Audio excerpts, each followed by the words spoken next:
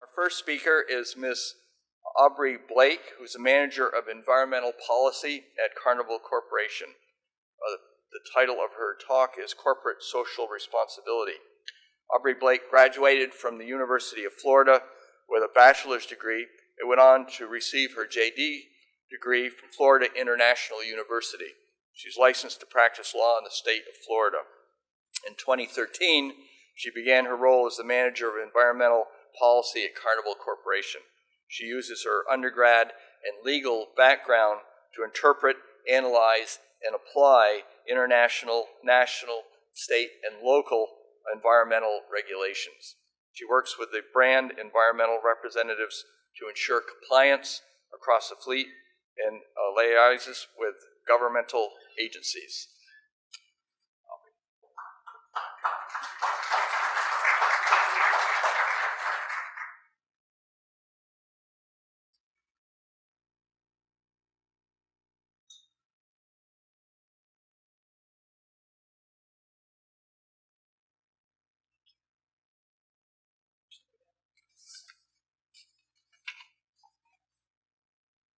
Good morning, everyone. Thank you for this opportunity. I'm really excited to be here. And I also want to just preface my presentation as I work for Carnival Corporation. However, today I'm going to step in for a colleague. So I'm going to focus really on Carnival Cruise Line's information, as well as our 9 other brands, but I'm going to really give a large understanding of what corporate social responsibility is from a Carnival Cruise Line. Overall, Carnival Corporation is the largest cruise company in the world, and we have a portfolio of cruise lines in Europe, Australia, and Asia. Together, our brands operate 100 ships total. This includes 212,000 load berths, as well as we have 10 new ships that are scheduled to come into fruition by 2000. So we have quite a large group. Carnival Cruise Line specifically operates 24 of these ships within the Carnival Corporation fleet, as well as we visit.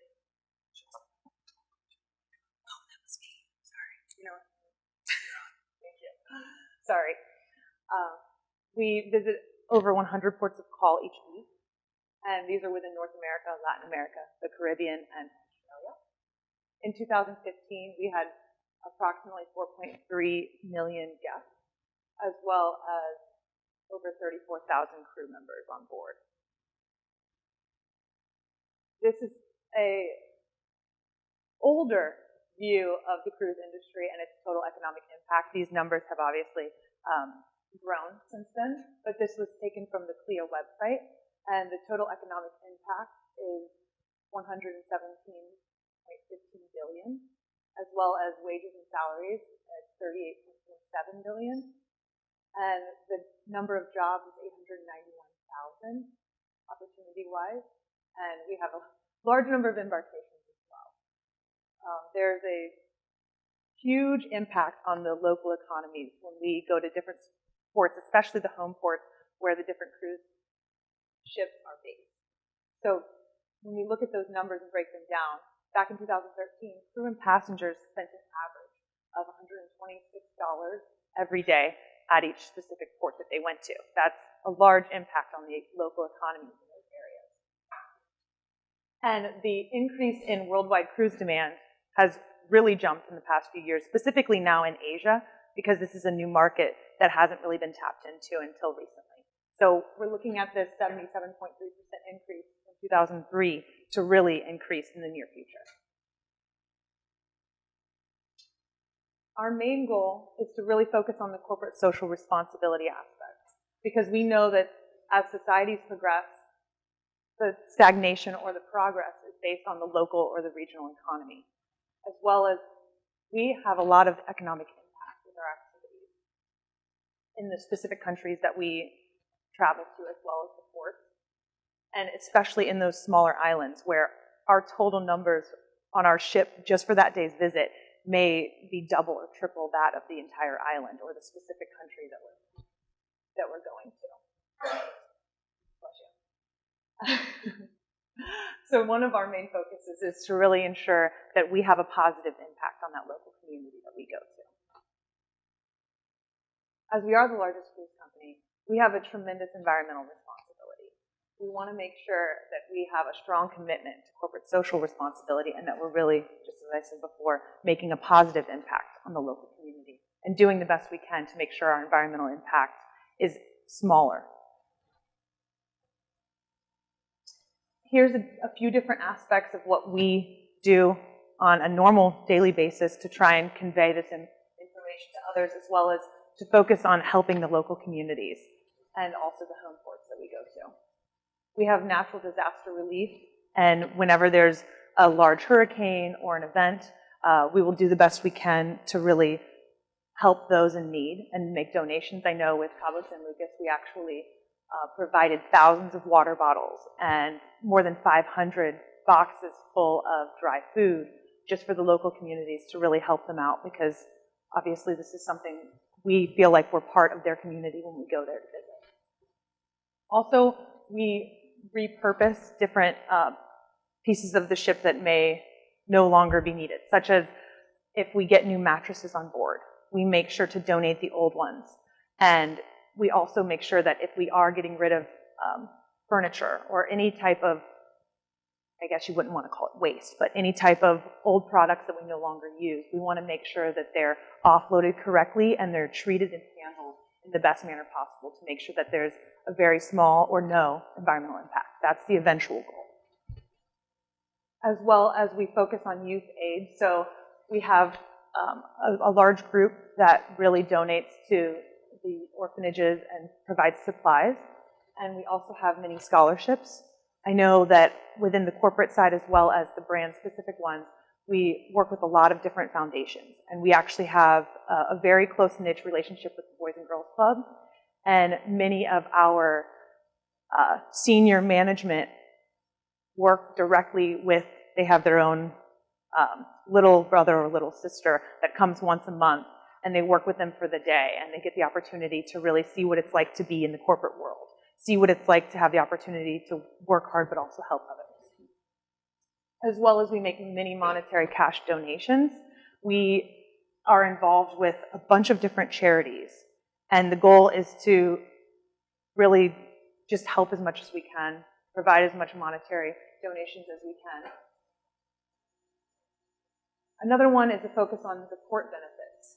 We know, as I said before, the local community is really what we want to help thrive. We want to help them build their community because we have a lot of consumers that are going there that want to also just take part in that world.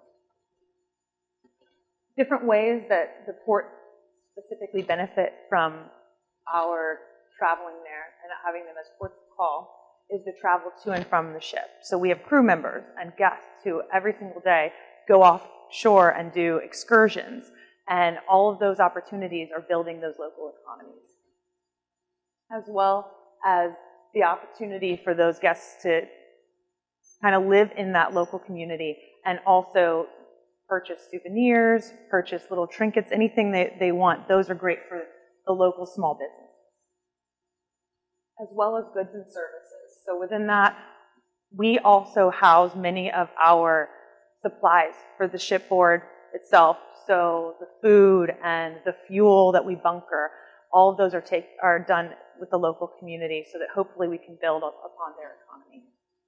As well as infrastructure. There's many terminals that are built that deal with different aspects like shore power and as well as the bunkering itself. And then the building of our ships and the maintenance of our ships. All of that is normally a benefit to that local community because we get the opportunity to really spend money there, work with them, as well as the services for our ships. So that includes the dry docks. We have multiple ships that could be in one location for a dry dock for a matter of months, that they're using the local supplies, they're working with the local community, as well as the waste vendors. So anytime we go to a new port, we have to offload waste or specific types of waste streams that the local community will have their waste vendors that take that and dispose of it correctly. Next is volunteering. So shipboard and shoreside personnel both participate in volunteer work. And one of the biggest ones we've done recently is the Coastal cleanup, and that was done in a bunch of ports of call, and we actually had many of our guests get involved in it, which was great. They wanted to take the opportunity to instead go on a shore excursion that day or explore a different area. They wanted to participate in these cleanups, which is wonderful to hear. As well as we do humanitarian work by serving food at homeless shelters, and we have an entire group called the Carnival Foundation, as well as the Fun Team. And these are both based shoreside, and they provide opportunities for all of our personnel to really get involved with the local community. With the Fun Team, they do a survey every year to see which local charities we are most interested in, and then they provide an entire calendar with multiple opportunities for everyone to get involved. And it's just a great way to not only build camaraderie with your other employees and your colleagues, but also, of course, to help the community. And then fundraisers. We do a bunch of fundraisers for special causes because this is one of our main goals. Next, I'm going to look at the environmental aspect, what we do as a corporation and also what Carnival Cruise Lines specifically does to help with its environmental impact. I'm going to look at 5 different aspects: biodiversity, climate change, energy, water, and waste. When looking at biodiversity, our goal is to really minimize our impact. This is with monitoring our specific ship speed. We want to make sure that we're very cognizant of the mammals that are in the areas that we're traveling. So we want to really pay attention to when we're in specific zones and to abide by those regulations. And many times we go above and beyond what's required by those regulations. That's one of the things we really pride ourselves on, is that there are set international, national, local, and even port state requirements, but our goal is to go above and beyond those. We want to make sure that not only are we complying, but that we're doing the best we can to help the environment. Another is invasive species, which this was discussed a few times yesterday with ballast water. So one thing we want to make sure of is that we don't discharge it unless it's absolutely necessary. Another thing we keep in mind is that many of our brands are actually installing ballast water treatment systems, and some of them already have them on board and are running them currently. So that's something that pretty soon is going to go into effect for all of the ships across all of the brands because of the IMO Ballast Water Management Convention. So that's one thing in the near future that we are keeping our eye on, and we're really focused on the R&D aspect, because we want to make sure that we put the best systems on board that can really treat the ballast water and make sure that it's treated to the highest level possible before we do discharge it. Also, we select our anchor positions to really make sure that we protect coral reefs, because those are natural aspects that we cannot get back if we damage them. Another is we follow our internally mandated wastewater discharge requirements, and as I said before, these are above and beyond the normal regulatory requirements because we want to make sure that we really protect our waters. So with Blackwater, we discharge outside 12 nautical miles, whereas MARPOL, the IMO requirement, only restricts the need to 3 nautical miles. So we go above and beyond that, as well as with our treated bilge water. We do that outside 12 nautical miles, when MARPOL is just a requirement to be en route. For climate change, our goal is to limit our air emissions. And with this, one of the main things we do is we really, really limit the use of our incinerators, and we go above and beyond the current requirements for MARPOL for that as well. Also, with ozone-depleting substances, with Freon, one of our main goals is to do, we're actually currently focused on R&D work to try and figure out the best alternative refrigerants to use for our AC and our provision systems. We want to make sure that we are not leaking or allowing this to emit into the ozone, as well as we have installed many exhaust gas cleaning systems. Right now, they are currently being installed, and many of them are already installed, so we're running those across the fleet. But right now, we have it in about a little over 40 ships out of the 100. And all of these are different steps we've taken to hopefully improve the human quality as well as the air quality. And next is energy. As discussed yesterday as well, one of our main goals is to try and reduce energy consumption, because our ships are like mini villages. We have the normal consumer who doesn't really realize that when they don't turn off their cabin lights, or when they run the shower for an extended period of time. All of these things really have an impact on our environment. So we do the best we can to really educate them when they get on board, as well as to do everything we can from a shipboard as well as shoreside aspect. So one of the main things we do is we really want to reduce the engine runtime by using shore power. So we do that in many different locations. Specifically, California is one of the main ones where they have the opportunity and the infrastructure to utilize that. And next is water. One of our big goals is to really reduce the consumption of that because, of course, depending on our consumers that are on board, they use different amounts of water depending on where the ship is going to or what the consumer utilizes or the location itself. If they're going to somewhere in the Caribbean, it's a little bit warmer there, probably going to consume more water. So one of the things we want to do is increase the onboard freshwater production. And this will reduce bunkering, specifically in those small islands where they don't have that much clean water anyways. We don't want to take from their local community what we could potentially produce on board. And next is waste. Because we are a small village, pretty much, we do generate a large amount of waste. And this makes it much harder for very small islands and communities that we travel to be able to process this waste correctly and handle it.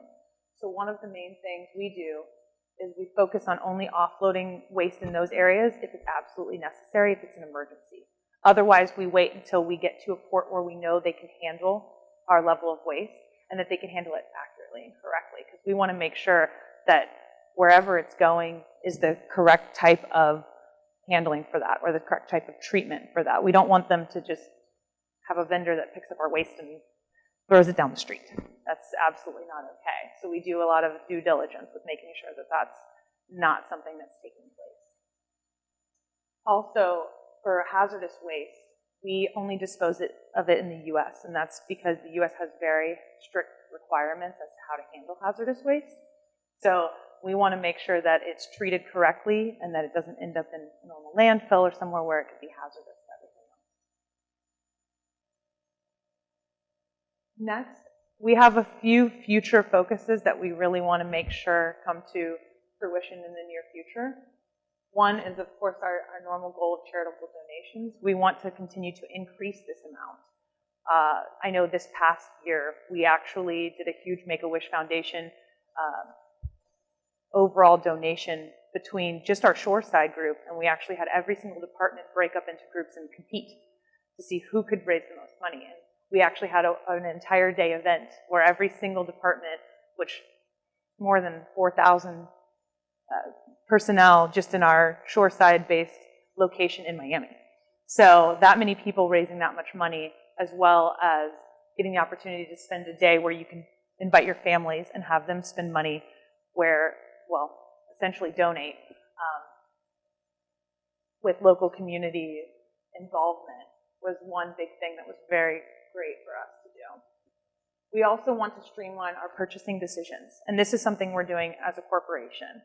So we're really focusing on making sure we have sustainable seafood on board, as well as sustainable shore excursions. So with this, Carnival Corporation is kind of spearheading this aspect of it. And one thing we're doing is we've set vendor criteria that they have to meet. Because we want to make sure that the local community and their shore excursions have the same level of environmental impact, or I guess environmental conservation and focus that we have. We want to make sure that they meet a certain level of criteria while they're actually performing the shore excursions, and that we can provide those opportunities to our guests on board.